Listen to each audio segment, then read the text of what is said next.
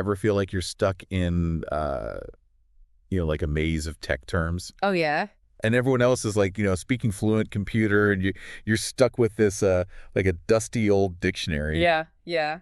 It can be really intimidating. trying to keep up. Yeah. Well, today we are gonna, toss the dictionaries aside and really kind of dig into this world of tech product invention Right. and really kind of decode some of this stuff. Yeah, we're going to be looking at this document called Y6 Inventing a Dash Product KO.PDF. Okay. And it's a great roadmap for understanding not just like the definitions of words, but like how these concepts actually work in the real world. I like that, like the why behind the what. Yeah. So looking through this, I'm seeing terms like algorithm, Yeah.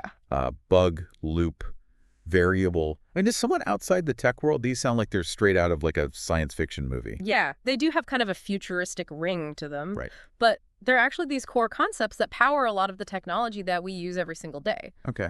So like take algorithms, for example. Yeah. So when you're on a streaming service Right. and it gives you those personalized recommendations, Yeah.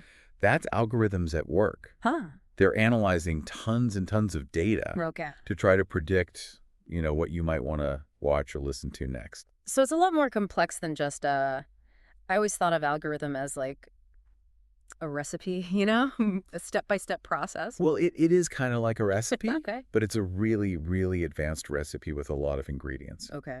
Yeah, that makes sense. So what about bugs? I mean, are we talking about actual creepy crawlies in our computers? No. Nothing like that. Okay. When we talk about bugs in the tech world, Okay. we're talking about errors in the code Right. that can cause, something to malfunction or not behave the way it's supposed to. I see. So it could be something really simple, Right. like, a typo in the code, Okay. or it could be something much more complex, Gotcha. like a logical error in the way the program is structured. Okay, so, like you said, like a self-driving car. I mean, if there was a bug in that system, Yeah. that could be really, really bad news. Exactly. That's why debugging is so important. Right. Because it's not just about fixing a minor glitch, it's about Yeah. potentially, preventing something catastrophic from happening. Yeah. So debugging is a hugely important part of this whole process. Yeah. Now, how about loops? Is it really as simple as hitting repeat on a playlist? Well, it is about repetition, Okay. but it's like repetition on steroids. It's a way for a program to do the same task over and over again, Right. really efficiently without having to write the same code multiple times. Right. So like, let's say you wanted to analyze like thousands of customer reviews. Okay. Instead of reading through each one manually, Right. you could write a loop in the code that would scan all of those reviews, Okay. look for certain keywords, and then categorize them automatically. Wow. So loops can be used to like really crunch Yeah. massive amounts of data. Exactly. It's all about automation and efficiency. That's incredible. Now, how does a variable play into this? I mean, it sounds pretty straightforward. It's a value that can change, right? Yeah, it sounds simple, but it's a super powerful concept in programming. You know how a chef might tweak a recipe based on, feedback or how their ingredients are that day? Sure. Well, a variable lets a programmer kind of tweak the software in a similar way. Okay. They can adjust values based on things like user testing Right. or market trends or even just like the time of day. Wow. So it brings this like really important element of flexibility to the coding process. I'm starting to see how all these terms aren't just these abstract ideas. They're like the tools that inventors are actually using to build stuff. Absolutely. And it's so cool to see how they all connect together in the invention process. Right. You start with an idea. Right. Maybe you want to solve a problem or you want to create something brand new. Right. And then you might use CAD software to actually design that invention. Yeah. And from there, you got to write the instructions for the computer using code. Right. And that's where all those things we talked about, the algorithms and the loops and the variables all come in. Right. And of course, debugging is happening throughout this entire process because Right.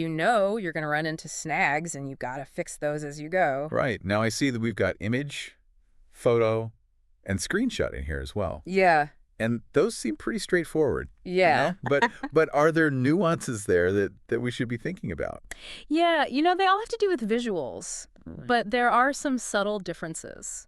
So an image is just like a general term. Okay. It can be any kind of visual representation. Right. But a photo is specifically an image that's captured with a camera. Okay. And then a screenshot is a digital capture of whatever is displayed on a screen. I see. I see. So an inventor might use like images and photos for inspiration, Yeah, definitely. and then screenshots to like document how their progress is going. Exactly. Yeah, they're super helpful for capturing and sharing that visual side of the invention process. Makes sense. Now, speaking of sharing, I'm noticing some other words in this document that really jump out, like advertisement, design, information. Hmm. It seems like invention isn't just about building something, it's also about really communicating why it matters. Oh, yeah, for sure. I mean, think about it. You could have the most groundbreaking invention in the world, Right. but if no one knows about it or understands how to use it, then it's not really going to make much of an impact. It's true. So yeah, design is a big part of that. Right. And it goes way beyond just making things look pretty. Right. It's about creating a user experience that's intuitive and enjoyable. Right. And then you've got advertisements, Yeah. which, use persuasive language and eye-catching visuals to try to get people excited about a product. Yeah. And of course, clear and concise information is essential for educating potential users about the product's features and benefits.